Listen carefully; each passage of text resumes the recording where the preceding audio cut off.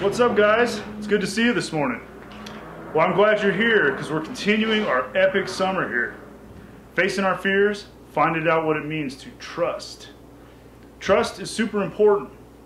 It's putting your confidence in someone that you can depend on. Alright, you guys trust in things all the time.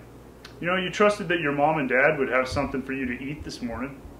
You trusted that the good people at Lucky Charms put some magically delicious marshmallows in there along with those boring oats. And you trusted that the road you took to church this morning wouldn't lead you into the lake.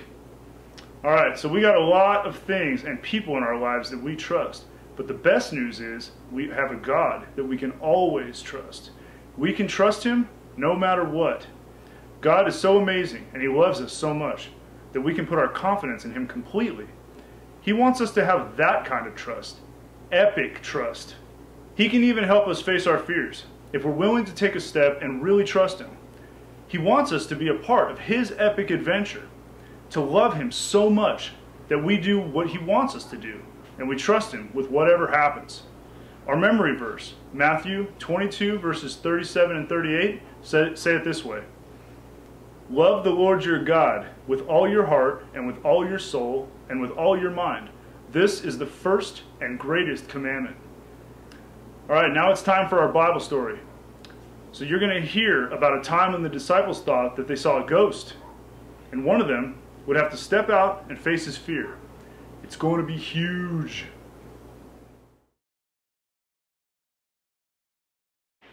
Hey guys, good morning. You know, I've got an amazing true story to tell you today about Jesus and His disciples. And this story is about big time trust. The kind of trust that Jesus wants all of us to have. It's the kind of trust that helps us face our fears. And we can have that kind of trust when we set our eyes on the one who's really in control. And the story picks up right after Jesus had been teaching a huge crowd, and He fed over 5,000 people with only 5 loaves of bread and 2 fish. Now you have to understand that the disciples had just seen a true miracle with their own eyes. They knew that Jesus was special. They had seen Him do incredible things. So, do you think they trusted Him completely? We will find out, won't we? You know, after this miracle of feeding the crowd, the Bible says that right away Jesus told the disciples to get into their boat. Peter and the others boarded the boat and set out for the other side of the Sea of Galilee, just as Jesus had asked them to do.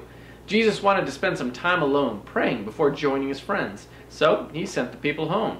Now by that time it was evening, and He went up to the mountainside to pray all by Himself. Meanwhile, the disciples' boat was getting farther and farther from the shore.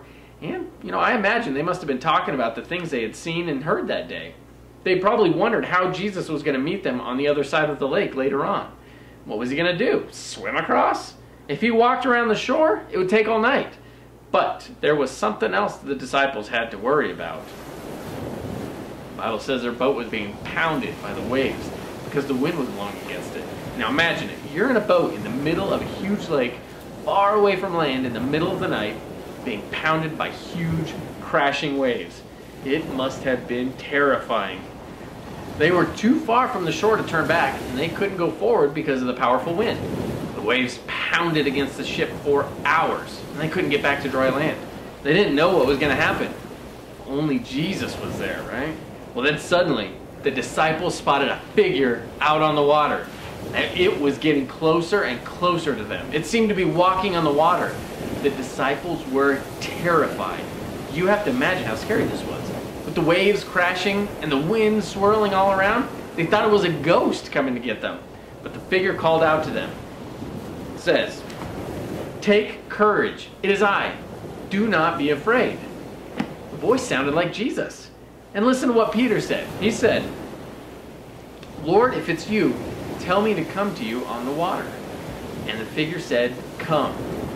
Peter stepped slowly onto the edge of the boat.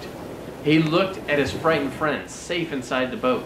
Then he looked at the figure walking on water, out in the middle of the choppy sea.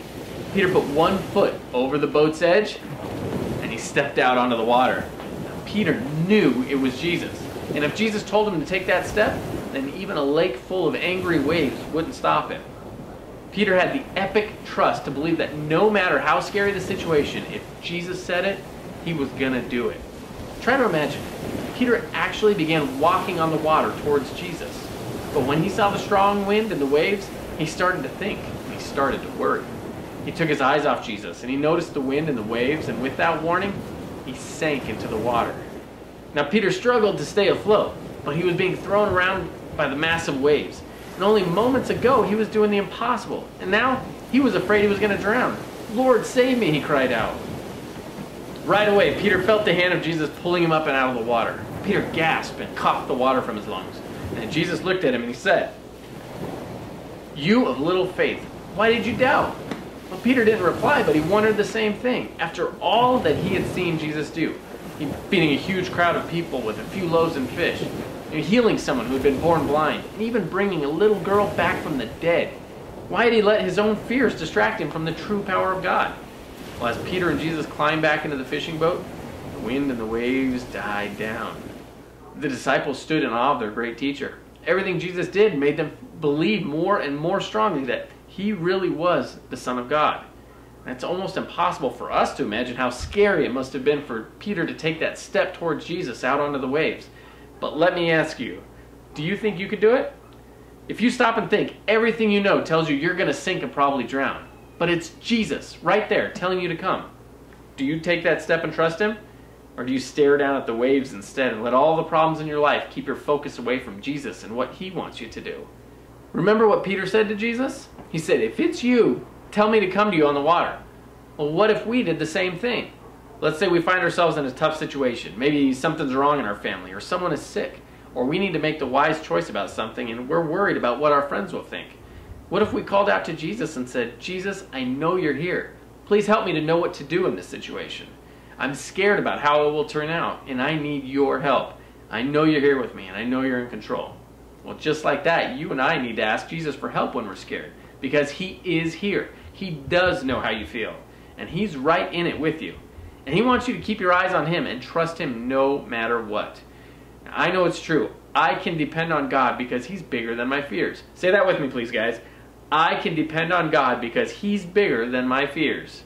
All right, gang. I've had a blast talking about trust with you guys this month. Later.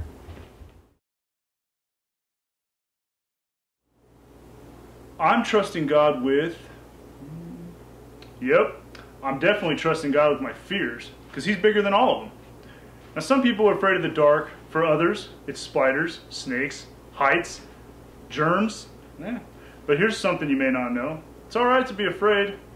Peter must have been afraid to step out and walk on the water. But he knew that God was bigger than his fear. And God is bigger than any of your fears too. God is bigger than snakes and spiders and germs and the dark. And he wants you to trust him when you're afraid. So the next time you feel scared, try talking to God, just like Peter did. Try saying, "God, even though I know I'm afraid, I know you're bigger. I'm not going to let my fears keep me from trusting you." Now here's what we need to remember. I can depend on God because he's bigger than my fears. All right, you guys, you have an epic time in your small group. We'll see you next time.